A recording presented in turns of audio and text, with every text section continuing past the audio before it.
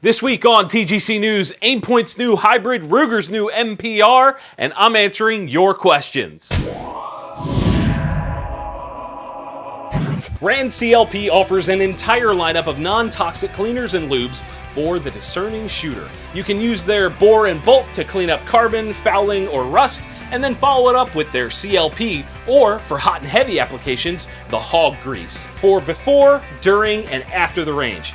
Find out what the nano-infused bio-friendly lineup from Rand CLP is all about over at randclp.com. Welcome back to another episode of TGC News, the only gun news show that covers things you actually care about. My name is Jon Patton. A couple quick things before we get started. The SHARE Act did pass committee and will be heading to the House floor. However, I am going to let Adam cover that in depth when he gets back from vacation in a few days. I'm not going to step out of my lane. I'm going to let the legal expert cover the law. Also, there is a SIG recall on the SIG 716 DMR, the 516 carbon fiber, and the M400 Predator, all with two-stage triggers. Apparently, the trigger itself was improperly heat-treated and over time can cause issues. Detail on that recall down in the description. Now, the news. When it comes to red dot optics, Aimpoint has been one of the top dogs for a long time, often being the brand that everyone else gets compared to. I mean, look at the Micro T1 and all of the more affordable copycat optics out there. They build optics that are going to work no matter what. But you're going to pay for that feature. And that doesn't really change with the introduction of the new Comp M5. I actually did a review on the Comp M4S back in 2013 and gave it really high praise. I really did like it. The new M5 is a refinement in a few different ways. First, instead of a AA battery, they've updated it to use a single AAA battery. What does that mean? The battery tube on the exterior doesn't need to be as big, and therefore the overall profile of the optic shrinks. The M4 would run for a claimed 80,000 hours on the AA battery, while the M5 runs for an estimated 50,000 hours on the AAA battery. Not that big of a deal because I think most people are switching batteries far more often than that, and it relies heavily on which brightness setting you're using. Beyond the battery change, they've trimmed the weight by shrinking the sight itself. It appears to me as if it's a hybrid of the Micro T1 and Comp M4. It's kind of a blend of both. I also really like what they've done with the mount. It's a much smaller package that doesn't stick out and dig into your gear like the old one did.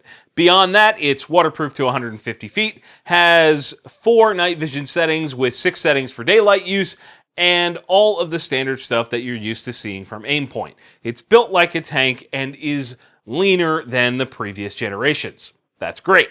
Here's the kicker though. MSRP for the model with the QD mount is $1,068. Not cheap. But then again, this isn't meant to be the cheapest out there. There are tons of companies running the race to the bottom when it comes to pricing. Aimpoint has aimed this product at military and law enforcement use worldwide. So I'm not really shocked at all by this price. What do you guys think? Are you hungry for this new optics hybrid, or would you rather just grab something like a Vortex or somebody else? Ruger has just announced another AR-15. No! God, please, no! No! And before you yawn and maybe click off the video, hear me out on this one. It's an interesting setup. First, it has a lightweight contour 18-inch cold hammer forged barrel with 5R rifling and a 1-in-8 twist. So it's a good quality barrel with unopposed rifling and a medium twist rate. Cool. Beyond that, it has a rifle length gas system, so it'll be a soft shooter. They've also decided to use a Magpul SL stock and MOE grip, Ruger's own 15-inch M-LOK forend similar to that of the Ruger Precision Rifle, and a radial muzzle brake.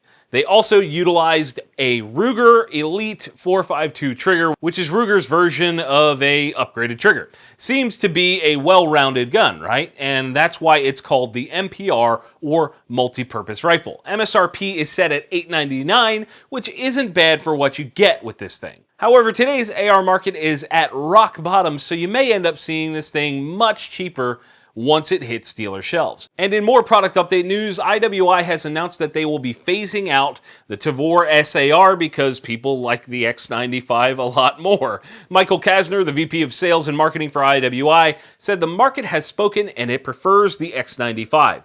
We will phase out the Tavor SAR production over the next few months and focus on the X95 as well as the Tavor 7 that was recently announced. The Tavor 7 is basically the SAR beefed up to accommodate the 7.62 NATO cartridge, which should be really, really neat. I love 308 bullpups. I'll be curious to see how that thing goes up against the 308 MDR. That being said, if you're a fan of the SAR, you only have limited time to go grab one from your dealer. The only thing that stops a bad guy with a gun is a good guy with a gun. This week, our good guy with a gun, that's right, it's back, story is from a small town called Avis that lies in the middle of nowhere in central Pennsylvania. It's about 3 hours from where I live, just in the middle of nowhere. The basic breakdown is that at about 2 a.m. on a Wednesday morning, some jerk kicked in the door of a trailer home and left in a body bag. Pretty open and shut case. The resident, who was not identified, is not facing charges. The interesting thing is that the fiance of the deceased lives at the home that was broken into with a few children, and yet somehow this guy was shot by someone who was staying with his fiance? I don't really understand. Sounds like some Maury Povich kind of stuff. You are not. The moral of the story is that kicking in doors in the middle of the night in Pennsylvania is not a good idea. Which leads me to my question. What is the weirdest thing that has woken you up in the middle of the night? Let me know down in the comments. TacPack offers some of the highest quality firearms, EDC, and survival gear in a monthly package shipped right to your door. 1 month could be heavily focused on gun parts, the next on some sweet survival gear. They're always mixing it up and sending out stuff you will actually use. You now have 3 options for free items from them. Using TGC TQ will get you a free tourniquet, TGC Knife will get you a folding knife, and TGC Tool will get you a sweet pocket-sized multi-tool. To get your free item, punch in those codes over at TacPack.com. And we have a ton of great friendly fire questions this week. First up, Mikey Bigums asks, what's up with holster companies not having offerings for lesser known light companies such as Olight? Well, think of it this way. They need to go buy a light to use in the molding process. They have to make sure that the money they spent on that can be made up in the selling of holsters. If that light isn't very popular and they only make like 1 or 2, then they may waste money on something they only used once or twice. I know there are some companies out there that do offer a kind of whatever you want type thing, and there are also others that offer just a few set models. Keep looking around and you're going to find what you need.